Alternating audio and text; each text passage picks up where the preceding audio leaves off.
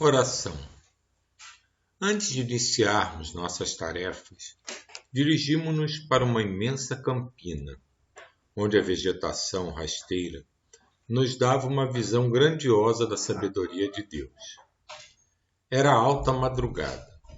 O magnetismo ambiente era dos melhores e as estrelas distantes despejavam suas pálidas claridades, mas carregadas de possantes energias em todas as direções da vida terrena.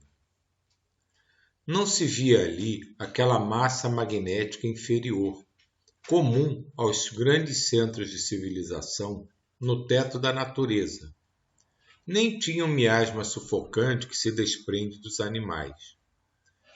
Era um templo majestoso, porque nele trabalharam as mãos de Deus e não havia ainda sido tocado pelas mãos dos homens. O nosso benfeitor Miramês, de posse da palavra, assim se expressou em comovida prece ao Criador. Deus, de ternura imensurável e carinho sem medida, Deus de amor sem limite e de estuante caridade sem barreiras, Deus de paz e de trabalho. Aqui, Senhor, se reúnem teus filhos ansiosos por trabalho, aqueles que querem cooperar com o progresso,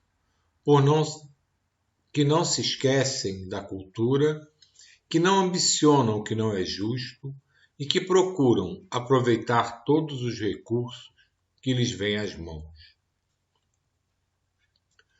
Nós te pedimos orientação e amparo para fazermos o que deve ser feito, para esquecermos hoje o que pertence ao amanhã, para ajudarmos dentro dos limites que traçaste, para incentivarmos o amor e o perdão em todos os nossos gestos, para compreendermos os nossos deveres, para analisarmos com proveito, para discernirmos com segurança, para orientarmos com sabedoria, para compreendermos com humildade, para nos esquecermos do inconveniente, para nos lembrarmos sempre do amor.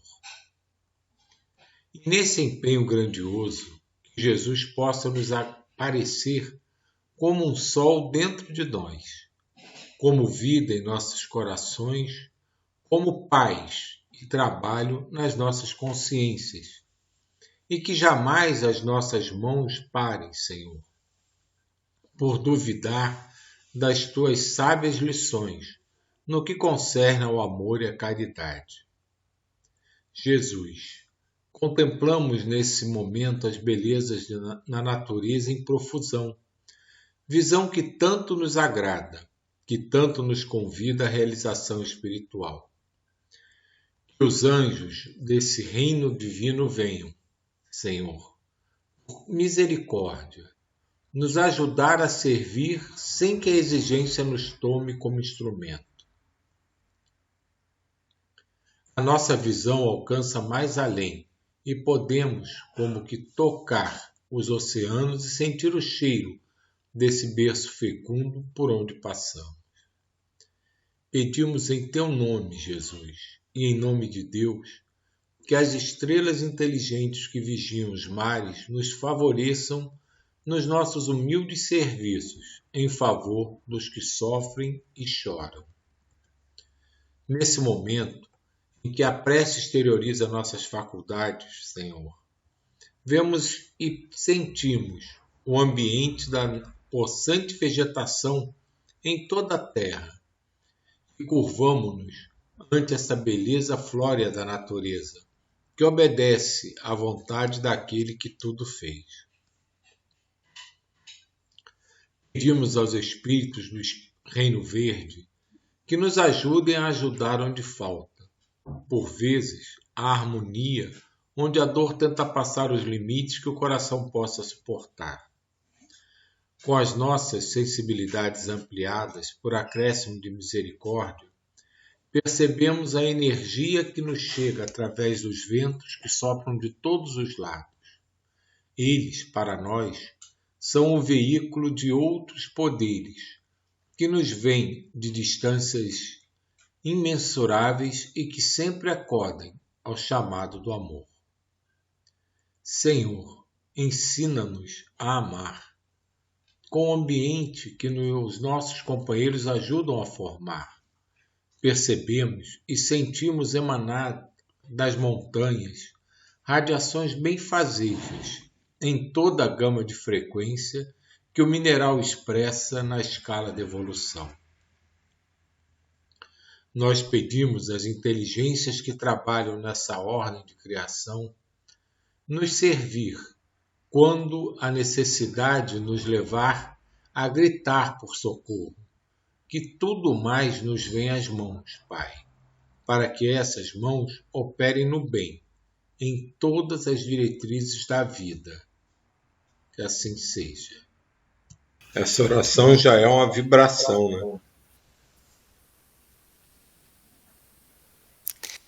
E queria comentar nela, muito bonito essa parte quando ele vai falando, né, ligado aos espíritos do Reino Verde, aos elementares, né, a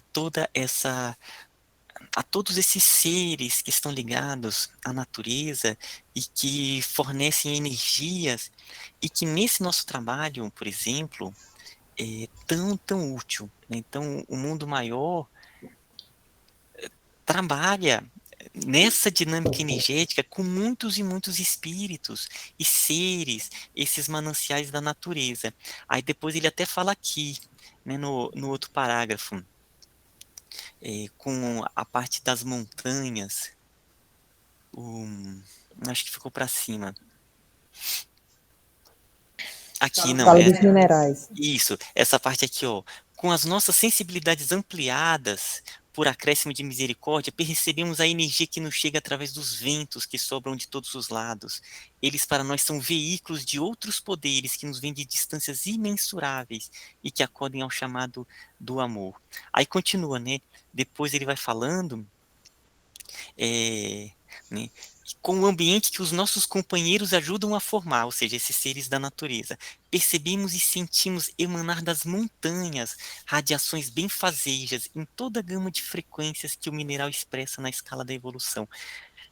É bonito porque nesses trabalhos, cada ser, cada estrutura, cada pessoa, né, a gente já falou isso várias vezes, emite uma energia própria e que nessa dinâmica ela entra e participa de toda essa dinâmica energética para fins do amor. Então, eu achei muito bonito essa parte que ele estava colocando aqui. E muitas vezes não se leva em consideração, né, a presença dos seres elementais, né, nos trabalhos, né, no nosso dia a dia, né, mas eles são fundamentais na nossa relação com a própria Terra. A nossa troca de energia é constante e eles estão sempre nos reabastecendo. É a água nos purificando, nos limpando, é o ar levando essas energias deletérias para longe, é o fogo queimando essas energias deletérias e as destruindo. Eles estão constantemente interligados e interconectados com cada um de nós. E isso vai passando totalmente despercebido. Em muitos campos de trabalho a nível encarnado, ligado à espiritualidade, ainda tem dificuldade de se relacionar com esse mundo, né, dos elementais por uma questão pura de falta de conhecimento ou relacionar tudo isso um certo ar de fantasia, né, por causa das lendas, né, principalmente das histórias infantis, né, coisa de sereia, de fada, de gnomo. Isso ainda é levado como brincadeira e fantasia por muitas pessoas que não conseguem compreender a importância que esses seres têm em todo equilíbrio do nosso planeta.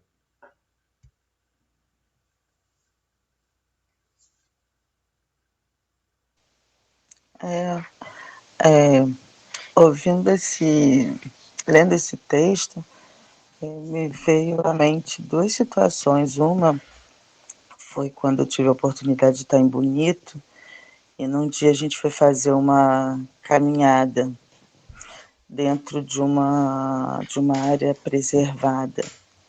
E é muito impressionante, gente, a energia que vem daquelas árvores, e imaginar que aquelas árvores estão lá muito antes de nós, assim, tinha árvore lá de 500 anos, e que vão estar muito depois que a gente passar por aqui. Eu, quando entrei ali, tive, assim, é uma energia muito forte mesmo. E quando a gente começou a andar, eu parei um minuto e pedi licença. Eu me senti um pouco intrusa naquele lugar, porque é muito majestoso, é muito impressionante mesmo.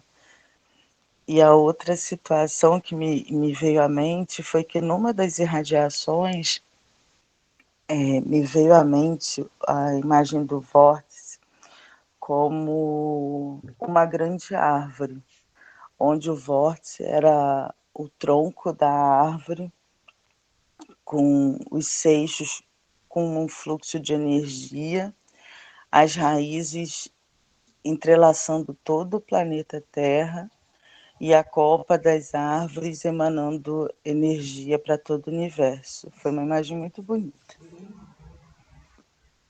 Nossa, muito lindo isso, Elias. Incrível, nunca tinha Incrível pensado. mesmo, lindo demais. Legal, legal. Nossa, Elisa, lindo, lindo. Obrigado por compartilhar com a gente.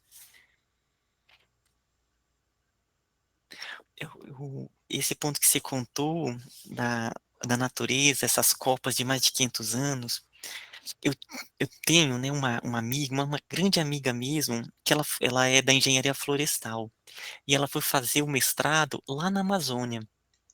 E aí, mas lá isolada, assim, sabe? É uma casinha que é da universidade e que ficava só os pesquisadores. E teve um caso de uns lenhadores, um pessoal que trabalhava, né, com corte, que tinha uma árvore imensa, imensa, com aquele tronco, e aí eles foram, cortaram, quando a árvore caiu, eles falaram que todo o grupo, ele sentiu no entorno uma tristeza, mas uma tristeza tão grande, e que os lenhadores choraram. Então, imagina ali a natureza naquela situação, né, devia ser uma árvore muito antiga, interligada com raiz, uma comunicação, e, e é algo que Francisco, né, trouxe muito bem essa relação com a natureza, essa comunicação, essa troca de radiação de amor, sabe? Então, me lembrei muito, né, quando você contou isso, desse caso, e do Francisco, como uma pessoa que veio trazer uma luz, como a nos guiar nesse caminho, né, de maior interação com a natureza. Engraçado, eu estava assistindo um programa e tinha uma jornalista falando a respeito, acho uma jornalista que já viajou por muitos lugares, assim, mais de 100 países ela conhece. E aí perguntaram para ela qual o lugar que ela mais gostou, mais bonito, e ela foi falando que, aí ela falou da Antártica, que era o lugar que ela achou que tinha melhor energia, assim, que tinha uma pureza no ar, que, assim, uma coisa assim, que é a coisa mais deslumbrante. E o outro lugar, ela falou que era uma ilha, acho que no Iêmen, que é uma ilha que é milenar, assim, ela disse que queria muito conhecer, porque a natureza é muito peculiar do lugar. E quando ela conseguiu ir até que é um lugar complicado, né, para ir, quando ela conseguiu, ela disse que ficar ali junto, é mais ou menos isso que a Elisa falou, de você entrar num ambiente, de ficar ali há muito, muito tempo, que é primitivo, assim, as árvores de lá são, mostrou fotos, assim, parece uma árvore invertida. Assim, muito interessante, ela falando dessa energia que, assim, que é magnífico, né? Essa conexão que as pessoas, algumas pessoas têm com a natureza, né? Que é muito interessante isso. E eu acho magnífico essa integração com a natureza, realmente. O interessante é que o que esses lugares têm em comum, de fato, é terem poucos seres humanos nesses locais, né? Para a gente refletir, né, quanto trabalho a gente dá a esses espíritos da natureza.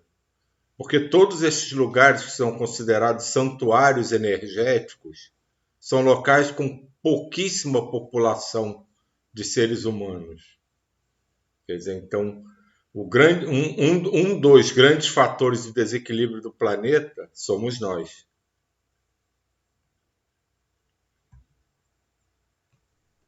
Eu queria que meu irmão tivesse aqui. Ele tem uma vida toda dedicada à natureza, à preservação, sabe? Inclusive de áreas degradadas. É um trabalho muito, muito lindo. E, e assim, eu acho que ele teria algumas coisas para contribuir. Infelizmente, ele não está aqui hoje. Mas, inclusive, quando a gente fala das árvores, né?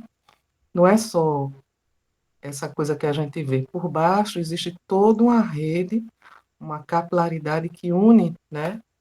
Cada, cada planta que está ali, cada árvore que se comunica com outra. Quando existem árvores assim imensas, elas são chamadas de pai da mata. E eu acho uma denominação tão bonita, né? Porque pai da mata, a mãe da mata, eu não sei se existe no feminino, mas no masculino existe, o pai da mata, né? Onde as pessoas que são conhecedoras, né, e pesquisadoras, como é meu irmão, elas vão lá e conhecem nos mínimos detalhes todo aquele ecossistema, toda aquela engrenagem que é de uma perfeição fabulosa, né? Então, a ciência também, nesse movimento, né, de conhecer toda a peculiaridade. E aí, quando a gente agrega também essa parte espiritualista, imagina o quanto cresce, né, essa abordagem científica também, né? E aqui perto de casa tem, de uns tempos para cá, eu acho que eu já falei para vocês, essa coisa de sentir a energia, mas muito mais do que a energia, a personalidade das plantas, das árvores, né? E aqui perto de casa tem uma árvore que, quando eu vou lá no sítio da Trindade, que é um parque grande aqui na cidade, eu procuro chegar perto de uma árvore que, para mim, ela vem com a energia toda do preto velho, de um preto velho. E muito lindo, muito de energia muito de humildade, sabe? Mas de muita força, muita luz. É isso, um pouco dessa minha experiência. Essa relação com a natureza é muito fácil você mudar a energia que você tem. Por exemplo, quando eu vim morar aqui no sítio, a gente não sabia nada, não conhecia. Bom, eu sou bióloga também. Eu trabalho, só que eu sou bióloga marinha. E trabalhei sempre com mar, né? E não entendia muita coisa, mas com o tempo você vai se relacionando com as plantações, com os animais, com cada inseto. E tem dias que eu só levanto a mão e pouso a borboleta na minha mão. Já pousou beija-flor em mim.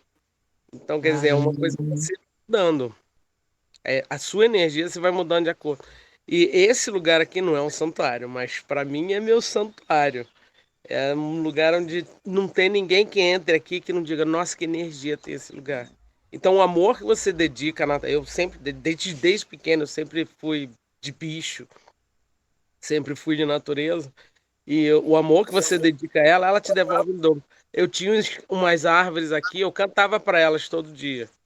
Eu saía de tarde para cantar para elas. Aí ela falava, tô cantando para vocês.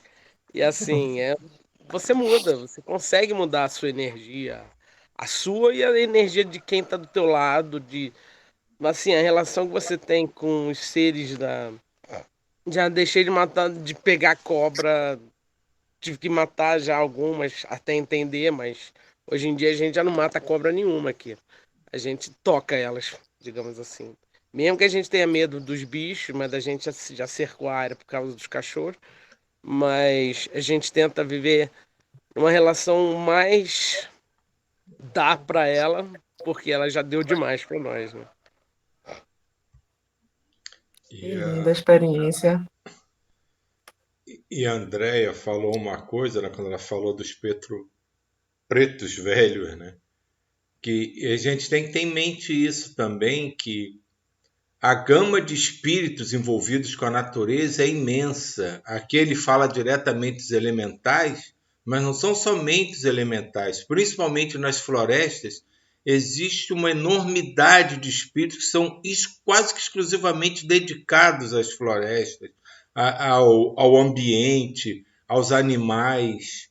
Então, aquelas figuras, né, que a gente aprendeu na escola, folclóricas, realmente todas elas são relatos, né, de uma impressão que alguém teve em algum momento. São descrições de seres que realmente existem, né? Parece um bando de louco, né, conversando, né? Ah, você viu a mula sem cabeça? Não, eu vi o caipora, eu vi o catita, eu vi não sei. Mas são seres que realmente existem. Em algum momento alguém teve alguma percepção daquilo e descreveu. E passaram a ser figuras folclóricas. Nesse livro aqui a gente vai ver principalmente a Caena, que é ligadíssima à natureza, está em contato com vários espíritos que manipulam essas energias da natureza. Então, certamente quando a Solange saía para cantar para os pinheiros dela, ela não ia sozinha, ela ia com um coral, só que ela não percebia isso.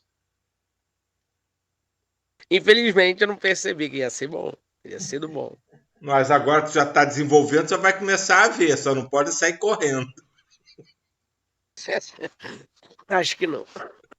É interessante, Silvio, porque eu acho que esse tipo de acesso que a gente tem a esses seres, que vai por esse lado mais folclórico, é tão ruim, porque desconecta essa pureza de energia que existe, né, e é associada a esses lugares de mata, né, de natureza esplêndida. E eu digo a vocês, até pouco tempo atrás eu achava esse negócio de encantados, um negócio meio assim, meu Deus, que conversa é essa, sabe? Até que a gente vai estudando e vai abrindo a visão, porque chega, né? Como você está dizendo a Solange aí, né? Que não estava provavelmente sozinha, tinha um coral.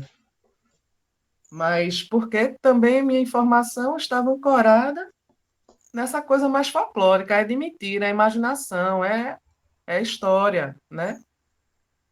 E isso, para desconstruir, dá trabalho. E talvez até por isso mesmo seja até mais difícil as pessoas, falando assim no âmbito geral, né? Tomarem consciência do quão importante esses ecossistemas são. Talvez se houvesse uma educação voltada para um esclarecimento maior, uma educação mais espiritualizada, né? Houvesse mais respeito à natureza. Inclusive por isso que a gente está falando, né? Por esses seres de luz que existem, que iluminam.